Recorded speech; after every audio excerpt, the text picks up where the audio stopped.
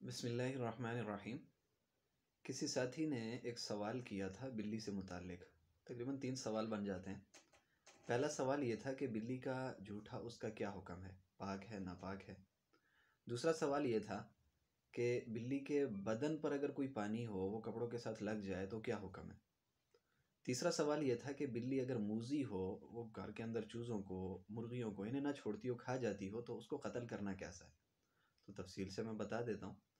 پہلے سوال کا جواب جو فقہا نے عبارتیں لکھی ہیں ان کو دیکھنے سے جو پتہ چلتا ہے، تو پہلا سوال کہ بلی کا جھوٹا، تو دیکھیں اگر تو ہمیں پتہ چل جائے ہمارے سامنے بلی نے کوئی چوہا کھایا ہو، کیونکہ وہ چوہے کھاتی ہے اور بھی اس طرح کی چیزیں کھاتی ہے بلی، اگر ہمارے سامنے اس نے چوہا کھایا ہے، چوہا کھانے کے بعد اس نے برتن میں منہ مارا ہے یا پانی اس نے پیا ہے، تو ظاہر ہے وہ پانی یا وہ کھانا نجس ہو گیا ہے، کیونکہ بلی نے ہمارے سامنے ایک حرام ایک نجس چیز کو کھایا ہے، اس کے بعد اس نے منہ مارا ہے، یہ تو چیز گئی، ٹھیک ہے، یہ تو نجس ہو گئی۔ دوسری صورت کہ ہمارے سامنے بلی نے چوہا نہیں کھایا، ہمارے سامنے بلی نے ایسی کوئی چیز نہیں کھائی، اس صورت میں اگر بلی نے برتن میں منہ ڈال دیا تو کیا حکم ہے۔ تو دیکھیں اگر پانی ہے یا کھانے کی وہ کوئی چیز ہے تو بندے دو طرح کے ہیں۔ اگر تو وہ کسی مالدار کا گھر ہے اور وہ اتنی یعنی کہ استطاعت رکھتا ہے کہ بار بار بنانے سے چیزیں اس کو کوئی فرق نہیں پڑتا، تو اس کے لیے بہتر یہ ہے کہ وہ اس چیز کو دوبارہ بنا لے، نئی چیز بنا لے اور کھا لے، اور وہ چیز کسی جانور کو یا کسی اور مخلوق کو دے دے۔ لیکن اگر وہ بندہ غریب ہے تو چونکہ بلی کا جو جھوٹا ہے وہ زیادہ سے زیادہ کراہت کے زمرے میں آتا ہے، تو پھر اس کے لیے یہ یعنی درست نہیں ہے کہ وہ ضائع کر دے، کیونکہ وہ خود غریب ہے، فقیر ہے، تو وہ اس کو استعمال کر سکتا ہے۔ پہلا مسئلہ یہ ہو۔ دوسرا مسئلہ کہ بلی کا جو بدن ہے یہ نجس ہے یا نہیں۔ تو دیکھیں بلی ظاہر ہے ناپاک چیزوں کو بھی کھاتی ہے، ایسی جگہوں پہ بھی بیٹھتی ہے۔ اگر تو ہمیں بلی کے بدن پر کوئی نجس چیز نہیں دکھائی دے رہی، یا ہم نے یہ نہیں دیکھا کہ وہ کسی گندی جگہ پر بیٹھتی ہے، کسی ناپاک چیزوں میں بیٹھتی ہے، اگر ناپاک چیزوں میں بیٹھتی ہے، گندی جگہوں پہ بیٹھتی ہے اور پھر وہ ہمارے کپڑوں سے لگے اور کپڑے گیلے ہو جائیں، تو چاہے اس کے بدن پر پانی ہو، اس گندگی کے ساتھ پانی ملنے کی وجہ سے ہمارے کپڑے ناپاک ہوں گے۔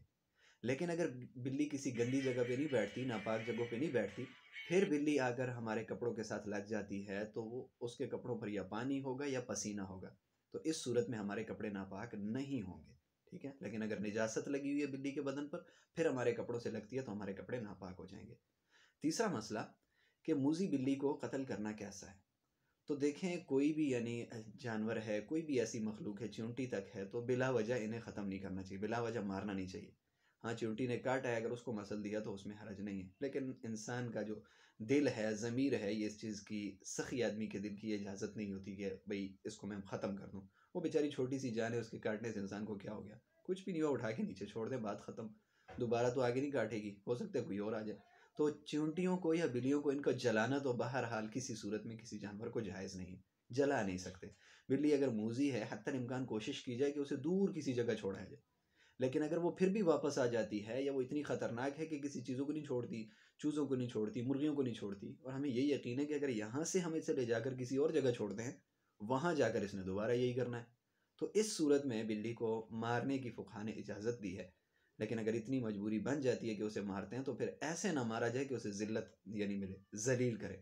اتنا لکھا گیا ہے کہ تذبح بسکین حاد، تیز چھری کے ساتھ اسے ذبح کیا جائے، مطلب یہ کہ ایسے طریقے سے ختم کریں کہ اس کو زیادہ تکلیف نہ ہو، ایک دم سے ختم۔